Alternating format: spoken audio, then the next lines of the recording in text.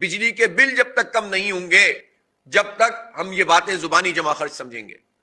اب اگر یہ نیگوشیٹ ہمارے کہنے پر ہوا ہے، اس لیے کہ یہی وزراء تھے جب ہم نے دھرنا شروع کیا تھا تو ابتدا میں کہتے ہیں ہم آئی پی پی سے بات بھی نہیں کر سکتے، بھول جائیں یہ بات.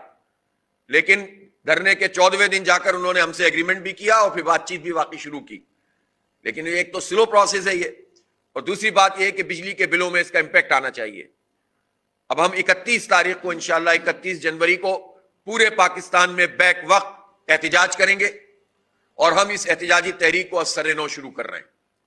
آئی پی پیز مافیا کے سپورٹر کے خلاف اور عوام کے حق کے لیے.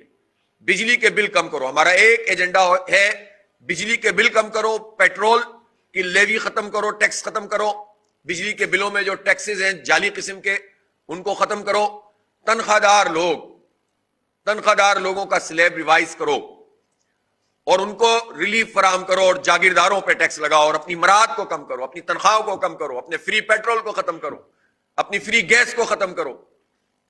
جو اتنے عللے تللے ہیں، ایک طرف تنخواہیں ہوتی ہیں، پھر کمیٹیوں میں ہوتے ہیں، پھر ان کے آنے جانے ہوتے ہیں، پھر اس کے چارجز ہوتے ہیں، الاؤنسز ہوتے ہیں، تو مزے کرتے رہتے ہیں. جبکہ 70-80% لوگ جو پارلیمنٹ میں بیٹھے ہوئے ہیں وہ ارب پتی ہیں.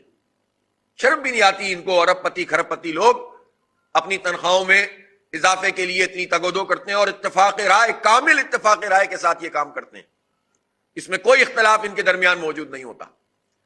لہٰذا 31 تاریخ کو انشاءاللہ پورے ملک میں بیک وقت احتجاج کیا جائے گا، احتجاجی مظاہرے و دھرنے دیے جائیں گے، اور اسی میں ہم انشاءاللہ آئندہ کا بھی پورا روڈ میپ دیں گے، جس کے بعد اثر نو وہ تحریک جو بہت بڑے پیمانے پر عوامی سطح پر شروع ہوئی تھی، اور حکومت نے یہ کہا تھا کہ ہم ریوائز کریں گے چیزوں کو. اب جب حکومت نے ریوائز نہیں کیا ہے اور بجلی کے بل کم نہیں کیے ہیں تو اس سے بڑی طاقت کے ساتھ انشاءاللہ یہ تحریک ہم لے کر چلیں گے، اور اللہ نے چاہا تو حکومت کو گھٹنے ٹیکنے پر مجبور کریں گے.